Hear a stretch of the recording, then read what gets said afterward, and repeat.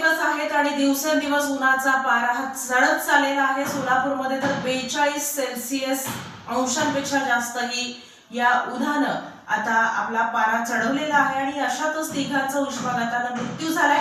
दोघेही अत्यावस्थेमध्ये आणखी असल्याची माहिती समोर आली आहे. गेल्या 4 दिवसांपासून सूर्य आगोगतोय. चटकेदार उन्हाच्या गरम वायू लहरी शरीराची लाही लाही करत आहेत. तळपत्या सूर्याच्या दाहकतेने शहरवासीय हैराण झाले आहेत. एकाचा उष्माघाताने जळगावात मृत्यू झाला. अन्य दोघांचाही उष्माघाताने मृत्यू झाल्याची शक्यता व्यक्त करण्यात येत आहे. कलिंदर अकबर तडवी वय 57 राहणार खोपोली जिल्हा रायगड यांची प्रकृती अत्यवस्थ झाल्याने नातेवाईकांनी त्यांना शासकीय वैद्यकीय महाविद्यालयात मंगळवारी दाखल केले.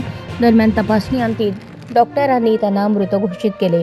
त्यांच्या मृत्यूचे नेमके कारण समजून आले नाही. या प्रकरणी जळगाव शहर पोलीस ठाण्यात अकस्मात मृत्यूची नोंद करण्यात आली आहे. MIDCतील काशीनाथ चौकात ॲक्सिस बँकेसमोर अंदाजे 50 वर्षीय अनोळखी इसम बेशुद्धावस्थेत आढळून आला. हा प्रकार लक्षात येताच प्रत्यक्षदर्शींनी पोलिसांना खबर दिली. त्यानुसार अनोळखीला शासकीय वैद्यकीय महाविद्यालय व रुग्णालयात हलवले. तपासणीअंती डॉक्टरांनी अनोळखीला मृत घोषित केले.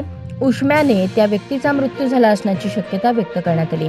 या प्रकरणी MIDC पोलीस ठाण्यात अकस्मात मृत्यूची नोंद करण्यात आली आहे. पोलीस उपनिरीक्षक मोहन पाटील तपास करत आहेत.